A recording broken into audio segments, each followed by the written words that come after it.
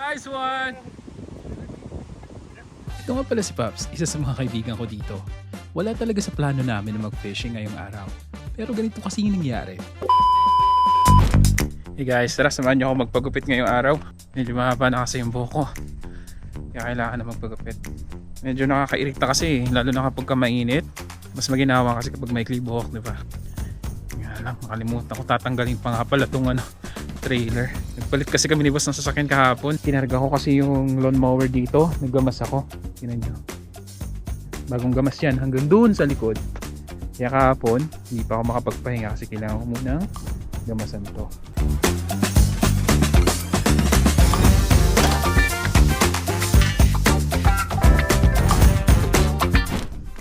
Tayo sumakay. Init ngayon. Pero medyo maulap din siya. Oops, nakalock pala. Nag-auto-lock nga pala ito. Okay. Let's go. Init. Kaya tayo yung dapat mag-aircon.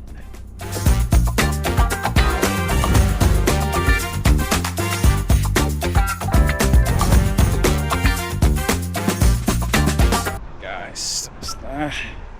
Pagpagupit na. Uuwi na sana ako pagkatapos kong magpagupit, kaso naalala ko na kailangan ko nga pala ng helmet para sa bisikleta. Kaya mula bayan ng Arthur, nagtungo naman ako sa Harriston. Nandun kasi yung murang bilihan. At sa hindi inaasahang pagkakataon ay nakasalubong ko si Pops. At namimili rin pala siya. Hindi ko kasi alam na day off din pala siya ngayon. Kaya wala talaga akong ideya. Hanggang sa napag-usapan na rin namin yung tungkol sa pagpipishing. At nabanggit ko nga sa kanya na wala pa akong fishing license. Bawal kasing mag-fishing dito kung wala kang license dahil maaari kang magmulta. At syempre dahil mabait si Pops ay sinamahan niya na rin akong kumuha ng fishing license. At mula Harriston, pumunta naman kami ngayon sa Listowel kung nasaan ang pinakamalapit na Canadian Tire. Doon kasi pwedeng kumuha ng fishing license. Hey! Kita ka ba? Nakidnap ako ni James. 1 million vloggers. 1 million subscriber pala. Guys. So, dahil nagkaayaan kami mag-fishing, kaso wala akong license, sinamahan ako ni Pops na kumuha ng license ito sa Canadian Tire. And sa ngayon wala pa akong card, kaya ito muna ang papel ang gagamitin ko. So guys, biyahe muna kami. Mula Listowel, nagpunta naman kami ng Conestoga Lake para makapagsimula ng mag-fishing. So yun guys, nandito na kami sa Conestoga Lake. Conestoga Lake. Kailangan ko ba dalhin yung papel ng license, fishing license? Okay. Dito lang naman sa sasakyan ng Pops. Lo, pera ako ng rad mo ha. So Lou, pera muna kami, pasensya na ha. Ito mo nang gamitin mo. Hindi, sa'yo, anong gagamitin mo? Papanoorin mo na kita. Putik na yun, hindi nga ako marunong nito. Ipakita mo muna sa akin kung paano. Putol yata itong, Lo, ba't putol yata itong rad mo? Ano yung pinakang, nylon na? Ito.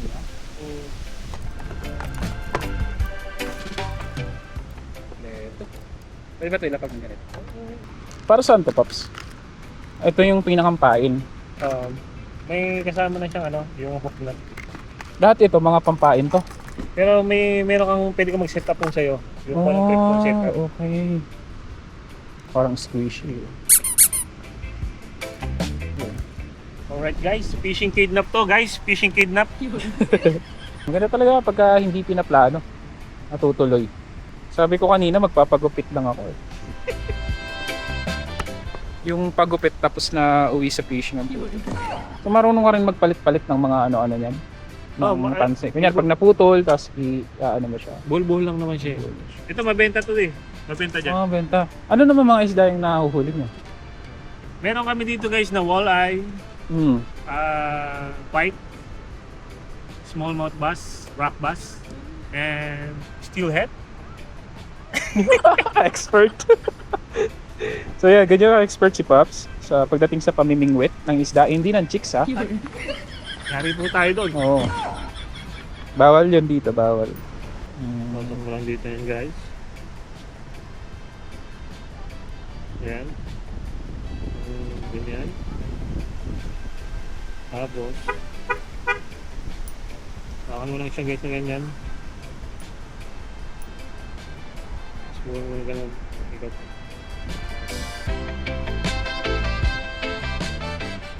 Tapos kunin mo dun sa butas. Sila yung ganyan guys. Ayun na siya guys. Ayun daw yung kakaulit. Oh. So, ay, gugutin mo lang.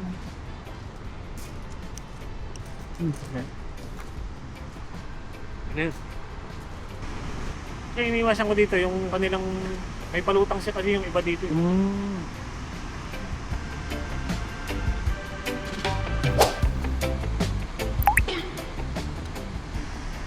Ibig sabihin pagkabato mo, iaano mo rin kagad.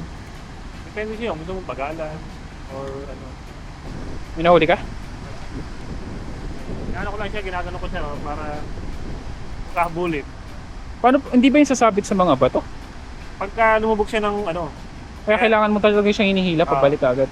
Naalala ko tuloy ng mga bata pa kami. Madalas din kami namimingwit sa tabing dagat. At ang gamit lang namin noon ay gawa lang sa kawayan at tanse. At hindi kami namimingwit dahil gusto lang namin maglibang. Namimingwit kami noon kasi wala kaming pang-ulam. Kaya napaka-grateful ko ngayon kasi unang-una, nandito ako sa ibang bansa. Nakakaranas na mag-fishing para lang maglibang. Medyo malayo na yung buhay namin ngayon sa buhay namin noon. Kaya maraming salamat po Panginoon. Nice one! Nice. Anong tawag dyan? Anong tawag? walleye. Walleye. Pwede itong ulamin. Wow! Nice. Nakadali si Pops. So yun guys, nakahuli si Pops. Ang laki. Walang tali, Pops. Walang tali. Paano kaya? Anong pwedeng natin... Hindi ba pwede yung... Wala ka bang nylon dyan? O ano? Kaya ano? Ano to eh, manipis eh. Dapat ba makapal? Wala, meron si Dennis doon eh. Lagyan mo lang sana muna ng binwit, tapos itali mo lang kung saan dyan na ano. Tapos dapat makapal eh, no? Oo. Dapat naman tayong cooler. Mamatay ba siya kagad? Oo. Ano ba ang tali? Nakapatali dito maganda. Yun naman kasi natin ina-expect na makahuli ka kagad. Malansa lang siya, no? Parang hito. Hindi. Mas malansa yung pike. Pag niluto siya, hindi. Hindi naman, prito. Oh, masarap malinam. Sakto, inulam nila yun eh. Ang galing ah. Walang tali. Hindi na akong problema. Gusto mo ilagay mo muna sa likod ng truck.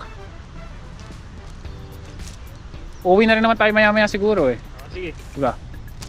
Mahalaga, hindi siya makabalik sa dagat. sa dagat. Picture lang siya, pa-picture. Hey! Wait na, picture lang ako.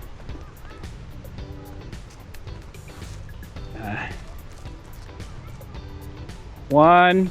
Maganda portrait. Pops, naka-portrait to ah. One. 1, 2, 3. Isa pa. 1, 2, 3. Isa pa. 1, 2, 3.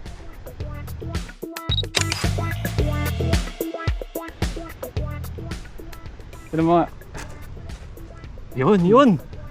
Ganda niyan. Ang ganda. Kaya ano ko Sige, lang. sige, malansa. Malansa kasi yung pike eh. Ah, Kasi may kaliskis. okay. Yung pike walang kaliskis eh. Pero ang laki, Pops. Parang bangus na. Parang Galing ni Pops. Nakadali. walang tali. Guys, pahinga muna ako. Wala pa rin akong huli. Ay, sakit na lang balikat ko ha. Kanina pa ako hagis ng hagis. Ito nga pala yung pinag-fishingan. First time kong pumunta dito.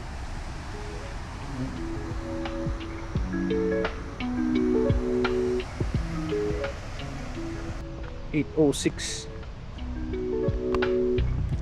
Alam ko hanggang 9 lang dito eh. Ito. Sakit kasi ng balikat ko din eh. Ano tawag dito? Frozen shoulder ba yun? Frozen shoulder? Yun.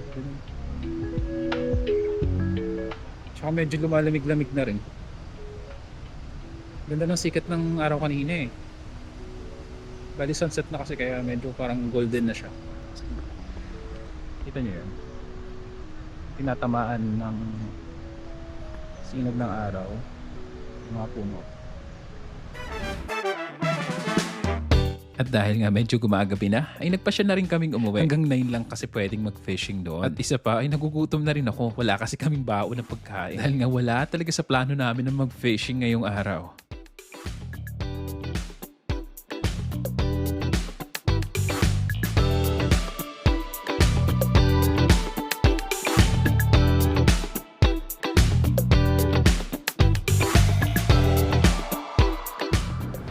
Hungry?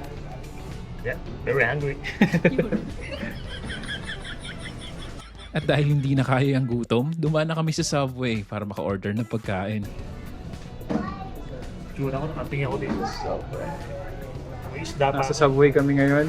Pagkatapos mamingwit dahil wala naman akong nahuli. Nagutom lang. Alam mo yung feeling na wala kang nahuling isda tapos gutom ka pa. Kaya si Paps napapa-English na dahil sa gutom eh. Pero ang masasabi ko lang, isang napakagandang experience yung naranasan ko ngayong Kasi araw. usually, Lagi na lang ako nagkukulong sa kwarto kapag day off ko. Hindi gaya ngayon, hindi naging boring yung maghapon ko. At pagkatapos nga pala namin maghapunan ay dumiretso na rin ako pa uwi. Medyo late na rin kasi kaya gusto ko na magpahinga. Kaya hanggang dito na lang din ang vlog ko. So paano, maraming salamat po sa panonood and see you on my next video.